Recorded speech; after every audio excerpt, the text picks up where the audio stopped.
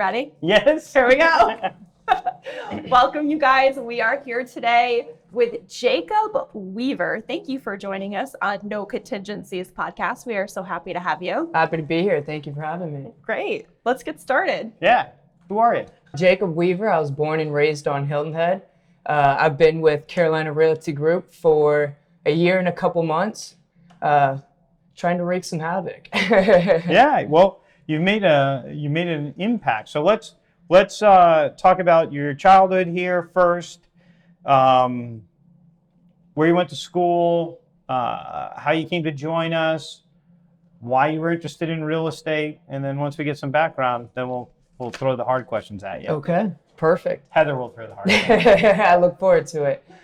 So like I said, born and raised. I grew up going to Christian Academy through my freshman year, and then switched over to the high school. Finished up there, got a football scholarship to go up to Wisconsin. So I was up there for a year, and while I was there, freezing to death. Yeah, I heard that. I thought, let's come back home. I want to get my feet wet. I want to start working. And so while I was up there, I did some research on a couple different things and found real estate, fell in love with the opportunities that it held. Came back here, worked at Frosty Frog for the summer, and as soon as the summer was over, interviewed and fell in love with Carolina Realty Group.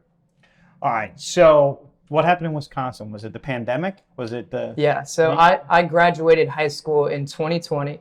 So super weird. No prom. Graduation was a little off. But I don't know. It worked out. I've got a fun story to tell. But I went up to school. Luckily, with COVID restrictions, it was difficult to meet people, but I had some awesome roommates. So that was super fun to experience, just a whole different culture, meet some new people.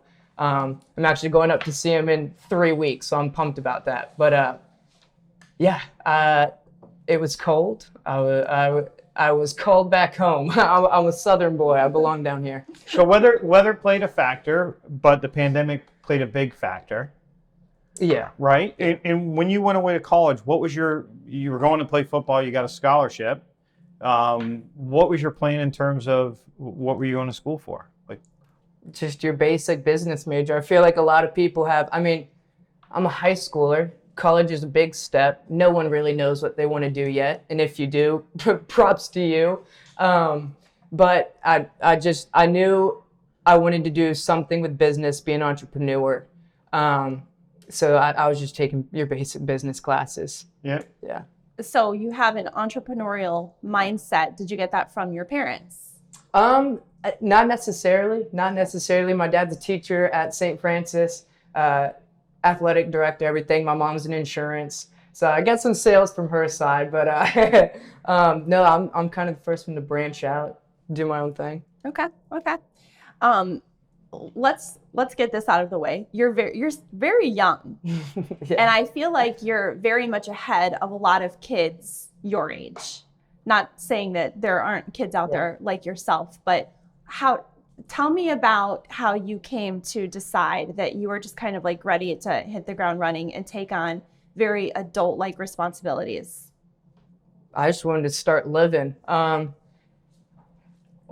You live once, right? You live once. So I'd rather sacrifice my time in my 20s, make some money, and enjoy life later. One of the biggest things that led me to where I am is you hear a ton of people say college was the best 4 years of my life. And that really stuck with me. And that was kind of a very sad thought to me, especially sitting in my dorm, COVID's going on. I was like, man, this is supposed to be the best 4 years. And I couldn't believe that. So I wanted to get working, specifically real estate. I don't like the whole 9 to 5. I don't like the whole, okay, give me 8 hours of your life and I'll pay you whatever amount that is, right? I like in real estate, and there's other industries that, okay, however much work you put in, that's what you're gonna get out. And I work a lot more than just 8 hours a week. 40-hour work week. I feel like I put in a lot more than that. I'm Sunday to Sunday, just putting in work, making myself available. And A big benefit for me is I don't have kids. I don't have a lot of stuff. I'm all in. I'm all in. So it's been a good time. Awesome. Awesome. So to piggyback on that question, I get to know a lot of younger folks to get in the business, and I don't want this entire conversation to be about your age. So I want to talk about it a little bit, and then I want everybody to see what we see, that it doesn't freaking matter, right? And then we just move on, right? But I hear from a lot of younger folks that have gotten into the business. They're in the business a couple months, and they're complaining that they don't feel like people take them serious, right? Because of their age.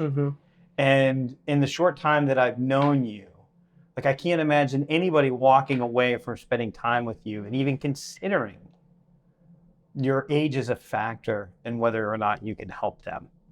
How do you get your mindset? Like, has it ever been in your mind, like, this is going to be tough for me because of my age? Or is it just not even a factor that you consider? When I first started out, it was interesting. But as you mature and learn the industry, the conversations you have develop. And luckily, I joined an awesome team, so I had the experience behind me. I mean, even still now, I have a year and a few months under my belt. I don't have all the experience in the world.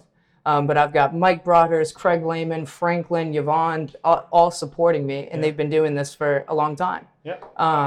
So that definitely helped, having the support. But it just maturing quickly. The more you know, that definitely helps in your confidence. Confidence speaks volumes. And it's funny, I'll have fun with clients when I'm going out with them.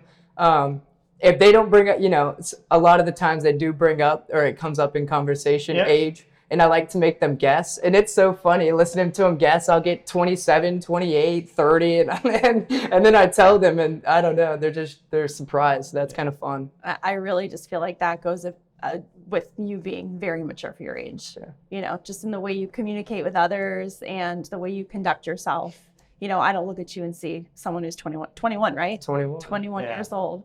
It's the way you carry yourself. It's your attitude, but not attitude in the, like, a bad attitude. It's it's your attitude. It's just, it doesn't even, when I talk to you, like, I don't even think about your age. I think of you as like a coworker, as my peer. And I think that when you're working hard and serving people, even if you don't have a tremendous amount of experience, it's really about the service that matters. People connect to the service. And so, like you said, like, I don't need to know everything. A great surgeon doesn't know necessarily what the anesthesiologist is doing. Right? They're a great surgeon, right? And I love how you just kind of embrace it. And to you, I can just tell by the way that you carry yourself and you talk. It's just funny. It's just like another thing, and so what, right? And we laugh about it in our office all the time. I feel like I've got an old soul. I've got an old soul. Say that, and so that's what's so fun about my team is I relate so well to them, even more so a lot of the kids my age. So it's been a huge blessing being with them. There's an old debate, presidential debate. Okay. Do you know what I'm talking about? Mm-mm. So there's an old presidential debate where Ronald Reagan was, I think, debating Walter Mondale. You already are the oldest president in history, and some of your staff say you were tired after your most recent encounter with Mr. Mondale. I will not make age an issue of this campaign. I am not going to exploit, for political purposes, my opponent's youth and inexperience. That's clever. He turned it around. Yeah, it was in the whole audience. Just even the moderator busted up. And That's so funny. So I love it, and it just shows it doesn't matter. It's your attitude as it relates to it. Like, if you think it's an issue, then it'll be an issue. Agent, if you're young and you think it's an issue, it will be an issue. If you don't and you focus on learning everything that you can, connecting with more experienced people. I mean, we all started on day one. Yeah. We all started this business on day one, right? Yeah. When there's a cliche, right, or a saying typically used in the wrong context, but age is really just a number. I mean, there are older people that act very immature, and there are young people that act very mature. So where do you lie in that? And surround yourself with the right people, and you're going to tend to act and carry yourself in a similar manner. Yeah. 100%. That being said, Dan, how many people do you know that are 21 years old and own a property? Yeah, I didn't. How many I people didn't. do you know that are 21 years old and own I a bought property? it at 20. So there you go. Let's talk about that. Yeah. Tell us, how did this come to be? You're 20 years old and you bought your first property.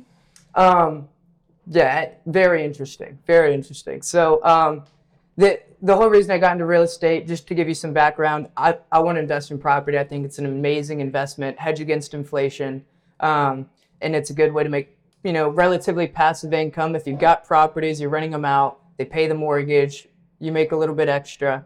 I love that idea. So I got in the business, and a couple months in, I saw a duplex, and there aren't many duplexes here at all. So it really struck my attention because I watch a lot of podcasts, read a lot of books, and they all talk about, buy a multifamily unit, live in one, and rent out the other. And so I said, well, that's perfect. So I saw it in listing delay, which is a huge benefit being in the business, and did not have the funds. Let me tell you that. I just saw it and I was like, I want it, and I'm going to make it work, whatever it takes. Ooh, this is good. Yeah, whatever it takes. Good. So I immediately reached out. I went and saw it. I wrote up an offer and I said, I'll figure it out. One way or another, I'll figure it out. This is getting better and better. And so, Who was your agent? yours truly. Were you concerned about his experience? A little bit. I'm sitting here questioning, is this advice you would give to one of your buyers? Like, don't worry, let's just write the offer and you can pay it out after. Well, it depends upon their situation for sure. Okay. But yeah, Mike was with me, and we talked things over, and talked to a lender to figure out a couple different avenues to go, and to really make the numbers work. I need to put more down, but luckily, if being a first-time home buyer, I could put very, very, very little down. Yeah. So I could afford to put the very little amount down, but it's me. So let me try and make these numbers work, make it make sense. And so, luckily, I'm in a position to get a little bit of help. And so I got into the house. It immediately needed some renovations. I repainted everything, changed out a lot of the appliances. Sweat equity. Yeah, made it look fresh, put in some sweat equity. Luckily, this was when business was starting to pick up. So I got a small little loan from some family, but that was paid back immediately. Yes. So that was a huge help just to make the numbers work. Because I knew at the end of the day, if all else fails, I can, put the 3.5% down and make this work. But now I've got the duplex. I live in one side, rent out the other side, and it's beautiful. Does it work like they said it would in the podcast? It pays the car payment, a couple other things, so it's not too shabby. So it pays the mortgage, the car payment? And some miscellaneous expenses. Nice. And living for free, that's the biggest thing. So living here, obviously, is not it's not the most affordable thing in the world. So yeah, not only am I bringing in some money, but I'm not spending $2,000 a month to live. So you're saving that money up to do another one, right? Oh, of course. Yeah. Of course. What's your next one going to be? So there was something in Bluffton Village. I was eyeing it up. Unfortunately, missed out on that one. But there was a few in there. Yeah, there's a duplex that I think is still for sale, and then there was a triplex. Yes, that's what I really wanted. Yeah, but patience, grasshopper. Mm-hmm. He says. Patience, grasshopper. Now, do you have any interest in short-term rentals at all, or are you going to stick with long-term? I love long-term. For where I'm at, I'm all in being an agent, so I don't want to. It does take time, but for short term, I mean, unless you want to pay a management company the 15, 20, 25%, right? Then you'd have to do it yourself, and that does take a lot of time up. And right now, I'm fortunate enough to be pretty busy, so don't want to spend that time flipping properties, getting it ready for the next people. So I love long-term investments because there's less wear and tear. So when you have a short-term property, you're getting your beach goers that are bringing in all kind of sand and stuff, normally partying a little bit more. Whereas if it's a long-term property, someone's living there, they're going to take better care of it. You don't have your management fee. So I'm a big fan of the long-term investments. As a rule, but tell me about your screening process. How do you screen your tenants? Because I've seen some long-term rentals and they were not pretty. Yeah, right. I was fortunate enough, so I actually bought the duplex from a middle school teacher of mine. So that was pretty neat. And they're involved. They're involved with the church. They knew some people that were moving down here, and I thought, what better way to get the property? I don't know if I'm helping them out at all, but at least get some people that are what I believe are doing a very good thing. I'll put them in there. I trust them. So this time Living around, next door must help, Yeah, right? Like yeah. if they're doing something stupid, definitely, right? definitely. Yeah. So this time there wasn't too much screening necessarily, but they've been fantastic. They've been fantastic. But going forward, there will be, what background checks, income, everything like that. Okay. Yeah. Okay. So you let those things kind of slide based on the For relationship. this one, yeah, Okay. right. Okay. Yep. Your timing was impeccable. Have you thought about that? I do and I don't. I'm curious to see where you go with this because I bought at the height of the market. So I'm curious. How do you know? That's a good point. That's a good point. You bought these properties and they're more than cash flowing. Like you're living for free, right? You have a beautiful new car that's being paid for, like all of that, right? And the short term, ups and downs of a market, like let's say that the naysayers are right and the market dips by a couple % this year, right? Your plan isn't to sell the property next year, is it? Right. No, exactly. Right? So I will. I can promise you the market is not like 20 years from now, the value of the property will be a lot more than what it is today. So time cures everything. Well, and a fun chart I show people when we have these conversations is there's a 50-year chart that shows the value of real estate. And I don't think I need to explain it to you or to anyone watching. Over the past 50 years, you were buying houses, nice houses, $70,000, $100,000, $150,000. And those homes are now $400,000. So it's an interesting dynamic. If you're here for the long run, which I am, I'm not worried about a dip in the market or anything like that. I know at the end of the day that the real estate market appreciates. And so yes, I'm holding on to the property, but I'm not worried about those dips and swings. And it's good. It's good when you buy something and somebody else pays for it. Like as a general rule, right? Not too bad. Like to buy a piece of real estate and have somebody else pay your mortgage, pretty good deal. Free food's better than paid for food. I just like food. I just like food. Tell me about, so you're wanting to kind of turn this into a business. You want to practice real estate, but you want to buy up properties. What is your goal? What is your, I don't want to say like your end game, but do you have a certain amount of properties you want to own, or tell me the plan. Own as many doors as possible. So I don't particularly have a number in mind, but that's because I'm hoping to grow it. I mean, absolutely, just take it to the extreme. So right now, duplexes, single family homes, whatever I can find now. I'd love to work my way into the commercial space. And see where that takes me. Okay. And are they all going to remain in your name? Are you going to create like an LLC and put them all under the umbrella of an LLC? Yeah, that's the fun part. You kind of learn as you go. Okay. So I've got an LLC now, but as I progress and grow, I will need to meet with more professionals. Your advisor. Yeah. Your advisor. Yes. Yeah. Your people. Yeah. You're gonna have an entourage, aren't you? I hope so. I feel like it's coming. Are you looking to be a millionaire? Who isn't?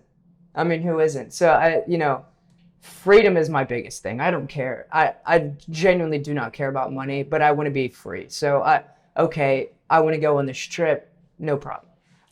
Somebody gets sick, let me take care of that, no problem. And also, one of my goals is I want to be that person to be able to open doors for other people. I knew it. That's why I asked. Yeah, so it's really difficult. When you have money, it's easier to make money than when you don't, right? So true. I would love to be the guy that people come to me and say, hey, I've got a game plan. I want to do this. But I need some funding. It's gonna cost money to get up and going. Not a problem. I mean, if it makes sense, right? I want to be that person, be able to take the risk on somebody. If you're really putting in that work, because I myself, I was fortunate enough to be helped out a little bit. I know how far even something so small can go. Yeah. And so I would absolutely, love to be in a position to have some freedom, have some not as worried about minute things, and also be able to just help other people. I knew it. I knew that was your heart. I knew it. Yeah, I mean, it's clear that you have the heart of a servant, right? And that will always serve you well, right? In life, like connecting and helping and serving people is what life is all about, right? And part of the people that you should serve are your family and the people you care about, but people that come to you that want to make a real estate purchase, right? Like having that heart, being a teacher, be willing to help people. Like the world rewards that. Yeah. I think it's divine, but if you don't, the world just seems to reward that. You've obviously received some gifts, not just financial gifts in your purchase, but some gifts for some people in your life that have contributed to that brain of yours, that's helped you see opportunities, that's helped you be confident in a new career, that has helped you muster the guts to jump into your first investment property. Like, who? It's probably more than one, but like, who are the people that have impacted you that have, like, you're not the normal. Yeah. Right? The normal American makes excuses for why they can't, why they didn't, why they shouldn't. I've never heard you utter a word that has anything to do with why you shouldn't or you can't. Where does that come from? Yeah, so not everybody knows me. I consider myself a religious person, right? And so I believe there's better for us in the next, wherever we go, right? Whatever you believe, I think the grass is greener the next place we go. I can attest to that, by the way, because he sits right in front of us at church on Sundays. So why not shoot for the stars? I mean, absolutely. You're here once. You live one time. You have this body, this soul, the people around you. Why not absolutely shoot for the stars? And what's going to happen if you fail, right? You start back from probably where you're at right now, ground zero. So why not? I guess that's my biggest thing, is absolutely pursue something as hard as you can. And if it's not, and that's kind of the beauty of my faith, is I like with this house, Cassandra, the house, the triplex that I put in an offer for, I really wanted it, but it didn't work out, and that's completely fine. I believe there's a higher power saying it's not meant to be. So I guess that's the beauty, and you can call it whatever you want, but I think there is something very freeing in being okay with whatever happens. I think that goes along with sometimes, if you are a person of faith, being protected from bad decisions. You don't know why right then and there, but you will know eventually. Even if it just means that would have prohibited you from something better that's going to come along in 3 or 6 months. Yeah, and something. So Mike has been awesome. Him and I. He's also very religious, and Mike Broadhurst. Yeah, Mike Broadhurst. Yep. We've got we go into some fun, deep conversations, and he says, "Blessed are the weak, blessed are the poor." Not necessarily blessed are those who have everything in the world, right? So, if all fails, test my faith, test my strength. I think when your back's up against the wall, I tend to strive there. That's awesome. Yeah, so inspired by you. I wish I had half of what you have at 21 years old. I'm serious. Yeah, and one other thing I'd like to say is embrace challenges. So a huge thing I give to where I am today is difficulties. Not many people know the whole story, and I won't get into all that, but tough times, create a strong side of you, and it's fun to test and see what you're capable of. Yeah, so that leads into my follow-up question, right? When do you accept results as divine intervention, and when do you feel like you should continue to push? That's a good question. This is deep. This is getting deep. Great. That's good stuff. That's interesting. I think there's always divine intervention. Whether it's passing somebody on the street, saying hi, holding a door, I think I truly believe everything happens for a reason. There's not a leaf that falls that is without purpose. So you believe that we're meant to push regardless of the message that we're getting, as long as the reason that we're trying to push through is pure? Yeah, absolutely. I believe motives is a huge thing. If my thing was, I want to get rich, then I wouldn't be serving or genuinely caring about the person I'm working with. And I think that's why I have had success, is because I've told people, don't buy this property. I mean, I've had to have honest conversations where I might, miss out on that commission check, but so be it. I genuinely think if you truly care about people, it pays off in the long run. For sure. Where do you get your faith from? So I was born and raised in the church. Went through some tough times in high school. And so I think really it was my senior year. I was kind of not in the best headspace, right? And back was up against the wall. And that was the only option. Nothing else was working. So. And is that when everything changed for you? Absolutely. Everything. Amazing stuff. Inspiring. Yeah. I've asked him a bunch of questions now. Tissue. Huh? I might need a tissue. This isn't waterproof.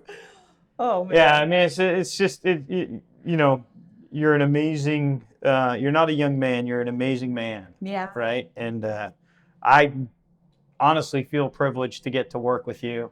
I know Mike. I talk to Mike a lot. Mike has been a friend of mine for 30 years. I've known Mike and Yvonne and their kids, and he's told me from day one that you're a special guy, and it's been fun getting to know you and see how special you truly are. And I mean, the world it just lays itself in front of you right now. The opportunities, as you had mentioned, are just immense. It's going to be really fun to see where you go. Yeah. Do you see where you're going? That's the thing. Do you have a vision of where you're going? All day long, I think of ideas, right? Of how to grow, how to, our business is service business. So the more you can serve people, the more you touch people, it, like I said before, it pays off in the end. So I don't know the exact route of where things will lead to, but wherever God decides to take me, I know it's going to be an adventure. Yeah. I heard an analogy on a podcast recently, within the last couple of months, and it's like, if you ever left your home at night and drive 4 or 5 hours, when you pull out of your driveway and your lights shine, they don't shine all the way to the destination. Yeah. They shine far enough so you can see the path.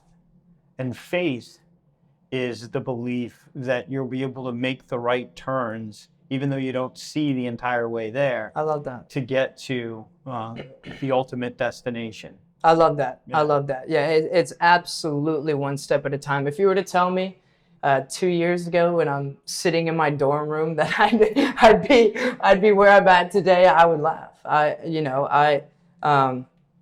mean, wow. Yeah. I knew this process, patience is key. It's definitely a process, but if you focus on just that next step, of course having, a relative goal of where you want to be 3-5 years from now. But what's really important is focus on today.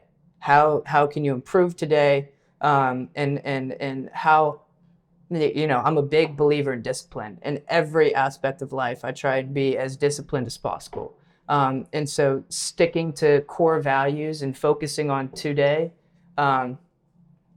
it goes a long way in the long run. So you had said that you listen to podcasts and stuff like that. That's, I assume this is where you've gotten the interest in investing in real estate is through, there's several different ones out there. Absolutely. For those watching that, that can see themselves in you, whether they're 16 or 35 that are looking up to you, or 50 that are looking up to you, like, give them some recommendations. Beardy Brandon. So I need to try and think of what the company's called or what the podcast is called. But that was huge. Every time I was in the car, I'd put them on, listen to them talk. They'd talk to all different kinds of people in different stages of their investing career. So that helped tremendously.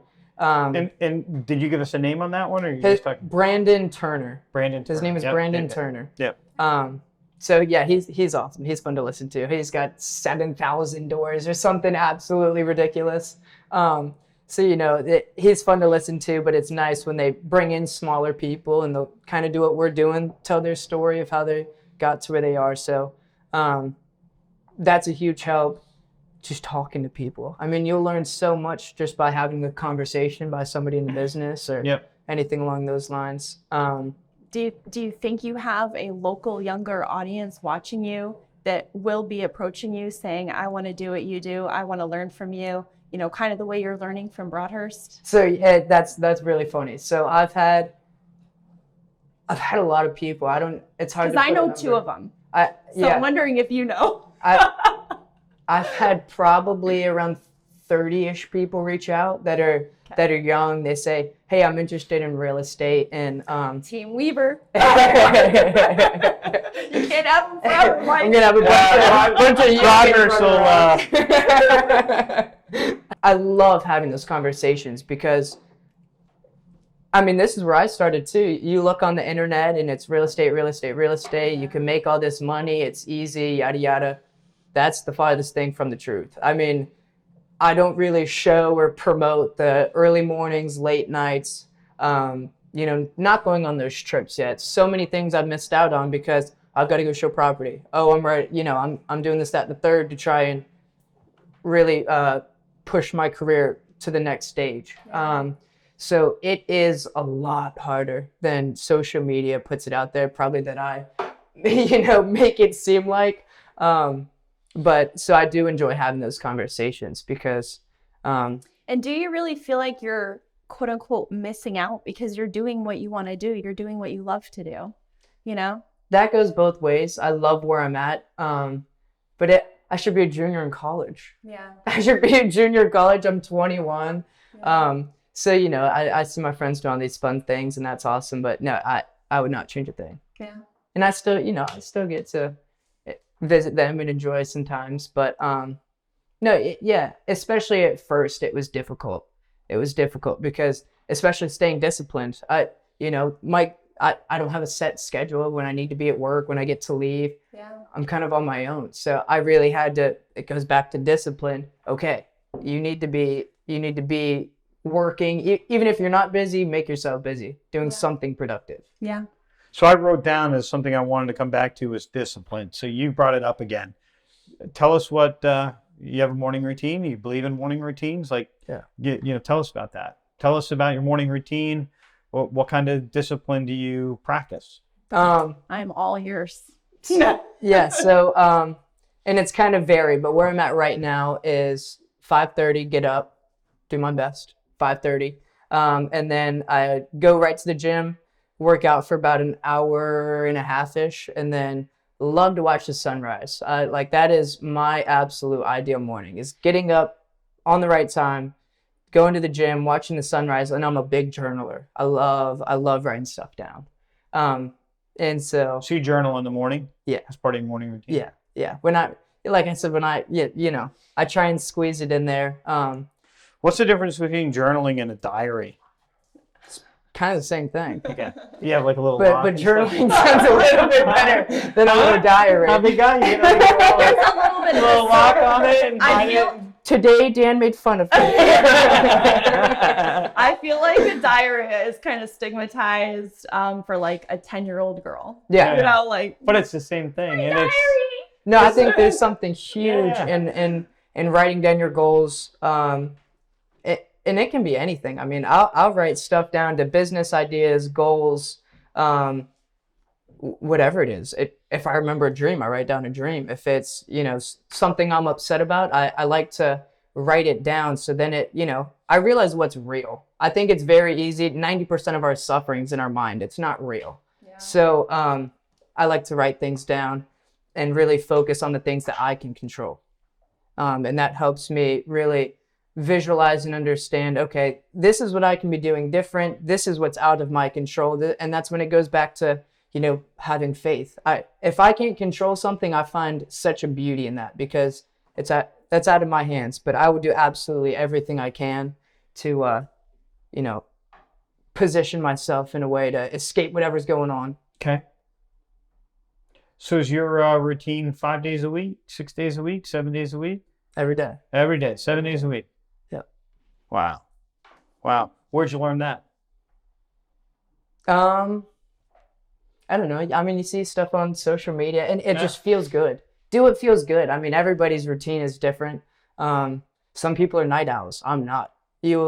At 9 o'clock, I'm in my bed. Yeah. So everybody's routine is very, very different. Things work differently for them. So, I would encourage trying out different things, but I've found something that works for me, that makes me the most productive. Yeah. Are you an only child? I have an older sister. Okay. Is I have she an older sister. is she as focused and as disciplined as you are? She's a superstar. She's an absolute awesome. rock star. She took all the brains. She, I find that hard to believe. no, she's amazing. She is 23, lives up in Greer, which is right by Greenville. Yeah. She's a chemist. Wow. She's a chemist. So yeah, she, it was fun. We'd have competitions growing up. Who'd do better in school? I never won, but it was a fun competition. She definitely pushed me. I've always looked up to her. She's awesome. That's awesome. I too have a sister that's a lot smarter than I am. Yeah. I'm the entrepreneur. I'm the risk taker. Right, And she's exactly. the intellect. Oh, that's to the T. Yeah. Yeah, to the T. You said so last thing before we get off of morning routine. How long have you had a morning routine? Is it something that you were doing when you were in Wisconsin? And is that when it started, or was it when you came back and you started into this? You said, okay, I'm gonna implement 3 or 4 things in a row and attack my new life. That's a fun question. So, I in high school played football. So that whole kind of getting up early, going to the gym stemmed from that. We'd have morning workouts. Obviously, I don't like being forced to really do anything, so that I didn't love that. I just kind of stuck through it. But then when I got up to Wisconsin, similar thing. We'd have morning workouts, but I actually so I went up there for football, but it was a smaller school, so the scholarship was through academics. And so I did all the practices and everything, and then Christmas break happened. So it's my freshman year. I'm home from Christmas. As soon as I got back, and due to COVID and everything, our season was in the second half of the year, not in the fall, which is odd. But man, it was cold, snow on the ground. I didn't love it. I didn't, and I looked at football as an opportunity to get a scholarship. I didn't love the sport. So, I got to where I wanted to go. And then when I was up there, I made a recommendation to kind of change our practice schedule for special teams specifically. I'm a kicker, punter, hence the size. I'm not too big. I was gonna ask. Yeah. I was thinking linebacker. But it was crazy. They would have us, so we would start the practice. We had to be out there first. We'd do special teams. And then they would not focus on us at all. We would just sit there. We didn't have a coach or anything like that. So we'd hang out, do our own thing. Then the middle of practice, we'd do special teams again. Then we'd sit down and keep in mind, this is 10 degrees. So Yeah. I'm getting warm, then getting freezing, getting warm, then getting. So I was like, an injury is coming. And I was a freshman. As a freshman, I beat out their junior kicker. I was starting in kickoffs, field goals, and punting. So I was like, okay, that I'm helping out this team, right? And so I went to the coaches and I said, is there any chance that we could reconfigure our schedules so we knock out special teams and then you guys do your thing so we're not, warming up. Someone's going to get hurt eventually. They wouldn't change the schedule. So I walked from my coach's office to the administrative office and I said, if I don't play football, do I get to keep my scholarship? Yes. Walk back to the coach's office. And I said, I will not play if you can't work with me at all. He said no. And I think that's a huge part of my story. Yeah. That's as soon as that happened, I started taking classes to get my real estate license. I finally had some extra time, but that's when I chose to really have my routine because I said, if I'm not playing football, I don't want that to be any reason of me trying to be lazy or anything like that. So every day I got up at 6 in college to go to the gym, work out before my 8:30 class. So you replaced the obligation of practice with your own discipline. Exactly, precisely. And another thing, people think high school dropout, anything like that. I actually got more money to go back for my sophomore year. I was on the president's list. So it wasn't that school was difficult, anything like that. It was just strictly, I'm ready to go. I'm so ready to go. I'm sitting in these classes learning not really much that's going to help me in life. And of course, some of it does, and it depends upon what you're wanting to get. I hope my doctor went to all of their college. Yeah. But I knew I just wanted to get my feet wet. I like talking to people. Let me figure it out. And also if I do that and I need to go back to school, I always could. That's kind of how I explained to my parents to, be understanding of I'm taking the not normal route. But So were they bummed when you said you were leaving? They saw how much work I put into doing well in school, continuing to work out, stay fit. And while I was in school taking on my regular school classes, I took an online class to get my real estate license. Yep. So they saw that, this was not me being lazy or just trying to get away with anything. This was... You didn't flunk out or something. Right. Yeah. No, this is okay. He really does want... And like I said, if I don't make something work in the first year, I'm going back. I mean, I want to go back. Yep. And so that's kind of how that story went. But ever since then, that's when my own discipline started, with getting up early. Yep. Are they pleased with your progress, your parents? They must be super proud, right? Yeah, I don't think they're too upset. Good deal. I'm finally out of the house. They're like, he's gone. Perfect. We got an apartment next door for them. Right? Something that you said, I think a similar thing twice, is the idea of delayed gratitude. Yeah, the exact word that you used was, I was willing to enjoy life later.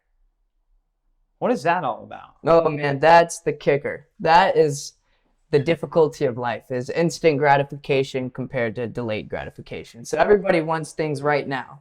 I want to feel good right now. I want to have money right now. I want this, that, and the third right now. And life just doesn't work like that. It doesn't work like that. Amazon does. Okay, good point. No, and this, it correlates with discipline, right? So there are so many things that make you feel good now, but typically don't make you feel that great later. So take, for example, I'm going out. I want to go party with some friends, have some drinks. That's that instant gratification where it feels good now, you're having fun right now, and then you wake up the next day and you're not feeling that great. That typically reflects on the rest of the day of you're just kind of recovering. Yeah. But that instant gratification is a difficult battle, but a huge benefit. Where did the light bulb for that go off for you, and when? Like, did something happen in your life where you, again, that's something that, many people are living life in their 40s and 50s and they don't have their arms around that concept. Yeah. I think it's something that I dance with, There's times where I'm better with it than other times when I'm not so good with it. Yeah. So like, how could you be so wise at your age to understand that concept so completely as you do?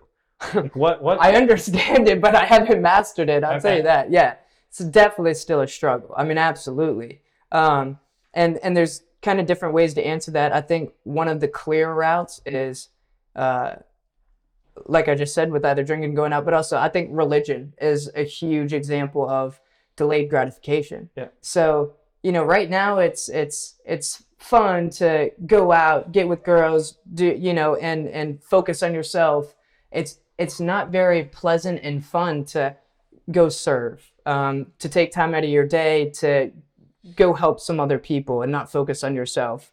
Or there's so many things that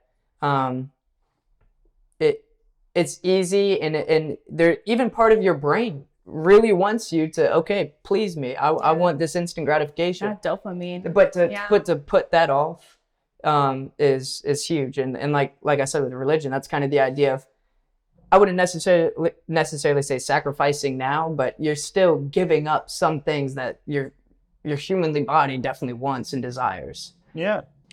So yeah, I totally agree. Right? It's the idea of like, I'm devoting my life for the promise of something greater in the future. Mm-hmm. Right. Again, amazing that that you understand that so completely. Whether or not you're fully able to implement it, it's an everyday battle. The knowing is just as important. The last question I have for you is, what is the thing that makes you nervous? Like, what is the gremlin that you're concerned is going to creep into Jacob's life that's going to get you, off of this track? I'm sitting here talking to you and thinking about all of the possibilities for you in your future and all of that, and thinking about, like, if the story didn't turn out well, what are the things to look out for, to be cautious of? There's only one answer. Yeah, myself. The man in the mirror is the only thing that's going to stop me. And so what types of things are you looking for things? Are there things that like, hey, I need to keep that in check. I need to be mindful of that. I need to have certain disciplines around that. Yeah, absolutely. There's a lot that we all need to stay disciplined with, whether that be, let me go back. Yeah, no, absolutely. I think, yourself is the only person stopping you. I genuinely believe absolutely anything is possible, and I hate how cliche. I do not like how cliche that sounds, but it could not be more true. So, and I think this goes back to the discipline, the instant gratification. How well can you control that? How well can you understand your emotions? And that's kind of, and this is something I work with every single day, is trying to understand myself. I'm still discovering who I am, where I want to go. The things I struggle with, everything like that. So it's being self-aware is a huge thing. But yeah, I mean, I genuinely don't think anything can stop me. And that goes for anybody. I mean, if you put any external. If you, this is the thing, so many people just want stuff, right? So, okay, it's so funny. Some people are like, oh, I want to be in real estate. I want to make money. That's just one thing. But are you willing to sacrifice what it takes to do that? Are you willing to sacrifice the late nights, the everything we've kind of gone over and talked about? How about the failures? I mean, that's what I see, is if you're going to get good at anything, you're going to have a bunch of failures. And how many people that I see, they get into it, and the first failure that they have, they give up in the entire dream. This isn't for me. No, I'm done. Yeah. I know you hear it all the time. Look for the no's. Look for the failures. I love that, because that just means that's one lesson learned, right? Yeah. And you got to learn from it. That's the key, the important part. But thrive whenever you fail or get told no, because that's just one step closer to a yes. Um, And you have the knowledge. Like if you're smart, you understand the mistakes that went into the failure, and so that you know going forward, hey, I'm not going to do that way Right. again. Like Right. that was dumb. Like it didn't work out. Like so now you have a better toolkit to be able to achieve success. yeah, absolutely. Absolutely. But so many people just quit at that point. They just throw up their hands. Well, Or they because blame somebody else. so say, you know, and I struggled with this too. You get into the business and you're told, oh, it's easy, you're gonna make loads of money. Then you get in, you get told no, and then it's like, then you see everybody over here having fun. You see everybody right now enjoying life, having a good time, and it's like, continue suffering and embrace this grit that it takes to succeed, or go back and have fun right now. The instant gratification. Yeah. So that's all it boils down to, and it's so much easier said than done. But I mean, at the end of the day, yeah, are you willing to take what it takes to get there? The sacrifices and everything. So, real estate obviously is all the rage, and it has been over the last 5 years. Do you think that real estate would have been your go-to career had it not been for the, you know, for what has developed within the industry? You know, the shows, the podcasts, Right. You know, everything that goes along with the hype of the So real you estate asking? world. Are you saying like, if it weren't for the circumstances, would you still have found real estate? I mean, just I get what you're saying. Yeah. I get what you're saying. Yeah. So you see all these things on all your social media on how to make money now. Everybody's selling a course. I think that's where you're going with that, right? Yeah, I mean, So there's television shows Exactly. now, and you know, like you don't see a whole lot of TV shows out Right. there about insurance agents, you know, selling life insurance plans. So, do you think Yeah. that contributed to your interest? Absolutely. Okay. I think that absolutely played a role, and I'll give you an example. So I also got down a rabbit hole of investing, right? So whether that be there's different avenues and routes in investing, but you've got your day trading, your, buy and hold, everything Crypto. like that. Exactly. Yeah, I mean, you Exactly. could have gone and taken your Series 7. Oh, I did. Oh, I went that route. Oh, okay. I went that route for just a little bit. I toyed with it, Okay. and I just wasn't passionate about it. Yeah. You're sitting at a computer. I love working with people, so I think the promotion of real estate helped, but it helped me gain an understanding of what it engulfs. Of course, the shows are more drama than anything else, but I mean, it helps you understand everything it takes, and so I was. Of course, all of that helped guide me towards real estate, but it wasn't just that alone. It was, my acceptance and want to embrace that journey of what it takes to get there. Gotcha. You're a very, very unique individual in every good way I appreciate possible. You're welcome. If somebody wanted to get in touch with you, what's the best way? that. Social media, look up Jacob Weaver. Hopefully I come up. I think it's _Jacob Weaver, We'll Realty, put it, something like We'll that. put it down at the bottom. You on all social media? Yeah, Facebook, Instagram. I've got a TikTok. I don't do a whole lot on there, but I've Okay. got one. But yeah, anyone reach out to my cell, 843-814-6033. Whatever it is, whether it be real estate, religion. I just, I love helping people find their passion.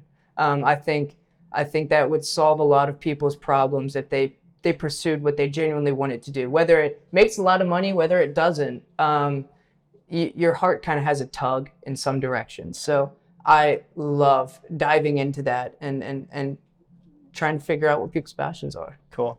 And you might have to cut this. And is there a special somebody in Jacob's life? No, there's not. But if anybody's looking, please. I'll spoil you. I promise. Oh my God, it's so lonely. He needs somebody to partner journal with. Long walks on the beach. sunrise. Yeah, exactly. Sunrise. Watch exactly. the sunrise. Come on. If you can cook, Girl. clean, call that number. All right, man. Thanks. Thank you guys. Thank you, and thank you for joining us. Oh my gosh, it was a pleasure.